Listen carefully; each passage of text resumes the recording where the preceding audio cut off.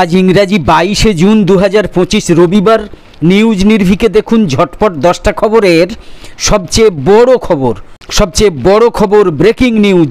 ইরানের 3টে পরমাণু কেন্দ্রে সরাসরি আমেরিকার বোমা হামলার খবর, তারপর ইরানের হুমকি, ইসরায়েলে ভয়াবহ হামলা, বিশ্বের প্রতিক্রিয়া সহ সবচেয়ে বড় খবর দেখুন সংক্ষিপ্ত খবরে।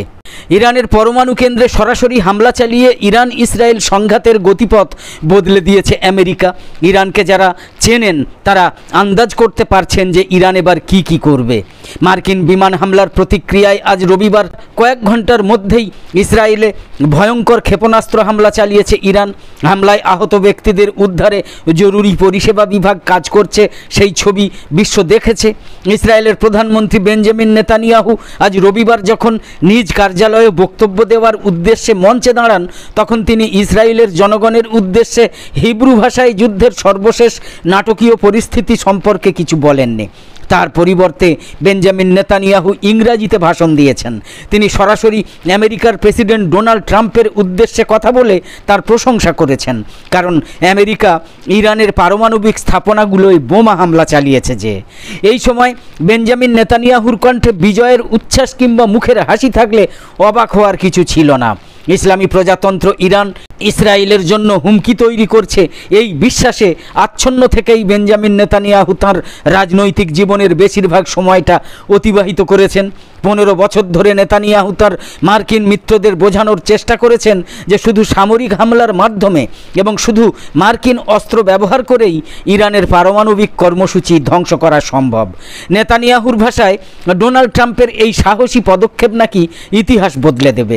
আর এজন্য ডোনাল্ড ট্রাম্পকে অভিনন্দন জানাতে গিয়ে তিনি নিজেকেও অভিনন্দন জানাতে পারতেন, কারণ তিনি এমন একজন মার্কিন প্রেসিডেন্টের মনোভাব বদলাতে পেরেছেন যিনি বিদেশে সামরিক হস্তক্ষেপের বিরোধিতা করে ভোটের সময় প্রচার চালিয়েছিলেন। এমনকি ট্রাম্পের সমর্থকরা ইরানের বিরুদ্ধে ইসরায়েলের যুদ্ধে জড়ানোর বিরোধিতাও করেছিলেন। এই বিষয়ও উল্লেখ্য যে ইরান কত দ্রুত পারমাণবিক অস্ত্র তৈরি করতে পারে বা এই নিয়ে আদৌ কোনো সিদ্ধান্ত নিয়েছে কিনা সেই বিষয়ে ইসরায়েলের মূল্যায়নকে সমর্থন করেনি ডোনাল্ড ট্রাম্পের প্রশাসনের গোয়েন্দা সংস্থাগুলো। মাত্র 10 দিন আগে শুরু হওয়া এই সংঘাত জুড়ে ইসরায়েল সরকার এবং সেনাবাহিনী বারবার জোর দিয়ে বলেছে তারা একাই ইরানের হুমকি মোকাবিলা করতে সক্ষম। তবে এটা কারো অজানা ছিল না যে শুধু আমেরিকার কাছেই এমন ভয়ঙ্কর অস্ত্র আছে যা ইরানের সবচেয়ে সুরক্ষিত পারমাণবিক স্থাপনাগুলো, বিশেষ করে পর্বতের গভীরে স্থাপিত ফোর্দো ইউরেনিয়াম সমৃদ্ধকরণ কেন্দ্র ধ্বংস করতে পারে। গতকাল রাতে ইরানের যেসব পারমাণবিক স্থাপনায় বোমা ফেলা হয়েছে সেগুলো সত্যিই যদি ধ্বংস হয়ে যায়, অচল হয়ে যায়, মিথ্যাবাদী ডোনাল্ড ট্রাম্পের কথায় পোঁ ধরে পশ্চিমা গণমাধ্যম এবং তাদের দোসররা যতই সেই সব কথাই বলে যাক না কেন, এটা নিয়ে কিন্তু সন্দেহই রয়েছে। তো ডোনাল্ড ট্রাম্পের কথা মতো সেগুলো সত্যিই যদি অচল হয়ে যায়, তবে ইসরায়েলের প্রধানমন্ত্রী তার যুদ্ধের মূল লক্ষ্য অর্জিত হয়েছে বলে ঘোষণা দিতে পারেন, যা এই সংঘাতকে হয়তো সমাপ্তির কাছাকাছি নিয়ে যাবে। অন্যদিকে ইরান বলছে তারা স্থাপনাগুলো থেকে অনেক আগেই পারমাণবিক উপকরণ সরিয়ে ফেলেছে। অনেক আগে মানে এই শুরু হওয়ার আগেই। তারা তো আর এত বোকা নয়, সেটাই তো স্বাভাবিক, একদম স্বাভাবিক। গতকাল রাতে ইরানের পারমাণবিক কেন্দ্রে ওই হামলা না হলে ইসরায়েল তাদের লক্ষ্যবস্তুর দীর্ঘ তালিকা অনুযায়ী হামলা চালিয়ে যেতই। ইসরায়েলি বিমান বাহিনী বহু বছর ধরেই এই তালিকা প্রস্তুত করেছে। তাতে ইরানের সেনাবাহিনী, তাদের কমান্ডার, পরমাণু বিজ্ঞানী, সরকারি অবকাঠামো এবং পারমাণবিক কর্মসূচির যেসব অংশে ইসরায়েলের বোমা পৌঁছতে পারে সেগুলোর ওপর আঘাত অব্যাহত থাকতই। কিন্তু বেঞ্জামিন নেতানিয়াহু হয়তো এমন একটা স্পষ্ট মুহূর্ত থেকে বঞ্চিতই থাকতেন যেখানে ইসরায়েল নিশ্চিতভাবে বলতে পারত যে পারমাণবিক হুমকি সম্পূর্ণভাবে নিরসন করা হয়েছে। সম্ভবত ইরানে সরকার পরিবর্তনই শুধু সেই মুহূর্ত এনে দিতে পারত তাকে। এখন দেখা যাচ্ছে শক্তিশালী মার্কিন B-2 বোমারু বিমান নিশ্চিতভাবেই যুদ্ধের গতি বদলে দিয়েছে। এখন যুদ্ধ আরও তীব্র হবে কিনা তা নির্ভর করছে ইরান এবং তার মিত্রদের প্রতিক্রিয়ার উপর। ইরান এবং তার মিত্ররা কিভাবে এর রিয়াকশনটা দেখাবে। গত সপ্তাহেই ইরানের সর্বোচ্চ ধর্মীয় নেতা আয়াতুল্লাহ আলী খামেনেই হুঁশিয়ারি দিয়ে বলেছিলেন আমেরিকা যুদ্ধ অংশ নিলে তাদের পাল্টা আঘাত করা হবে। খামেনি বলেছিলেন মার্কিনদের জানা উচিত আমেরিকার যে কোনো সামরিক হস্তক্ষেপ নিঃসন্দেহে অপূরণীয় ক্ষতি বয়ে আনবে। ইতিমধ্যে গতকাল ইয়েমেনের সশস্ত্র গোষ্ঠী হুতি যখন আমেরিকা এই বোমা হামলা করেনি তার আগেই হুতি বলেছে যে যুদ্ধ শুরু হলে তারা লোহিত সাগর দিয়ে যাতায়াত করা মার্কিন জাহাজে হামলা চালাবে।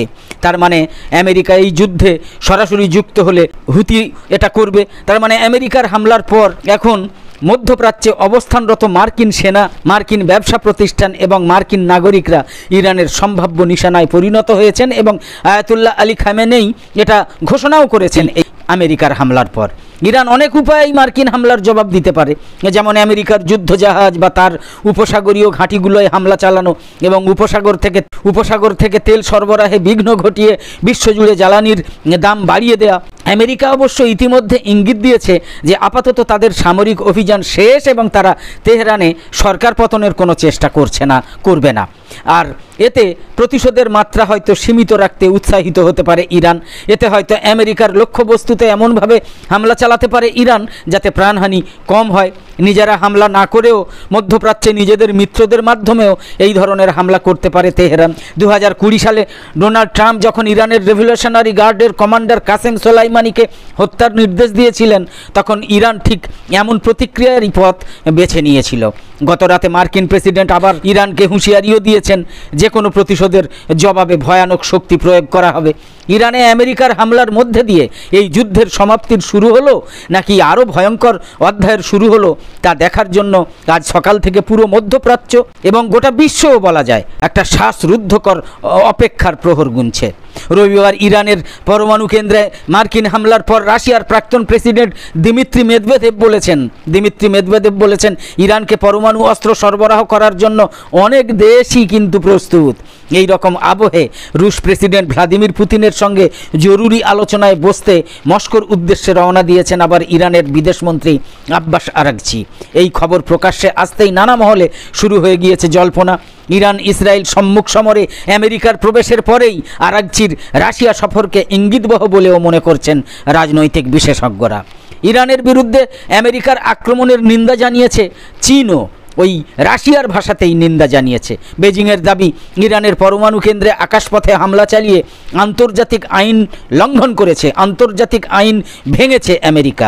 শুধু তাই নয়, আমেরিকা রাষ্ট্রপুঞ্জের সনদেরও কোনো তোয়াক্কা করেনি বলে মনে করছে চীন। রবিবারের হামলা প্রসঙ্গে বিবৃতি প্রকাশ করে এমনটাই জানিয়েছে চীনা প্রেসিডেন্ট শি জিনপিংয়ের বিদেশ মন্ত্রক। ইরান ইসরায়েল সংঘাতে আমেরিকা সরাসরি অংশ নেওয়ায় তাই প্রতি মুহূর্তে পরিস্থিতির পরিবর্তন ঘটছে। আমরা যেমন খবর পাবো ঠিক তেমনই কিন্তু খবরটা তুলে ধরবো না, বরং যেমন খবর পাই না কেন তার মধ্যে থেকে ঝাড়াই বাছাই করে সত্য খবরগুলো প্রকাশ করার চেষ্টা করব। তো আপাতত শেষ করছি। সকলে ভালো থাকুন, নিউজ নির্ভীকে চোখ রাখুন। ধন্যবাদ।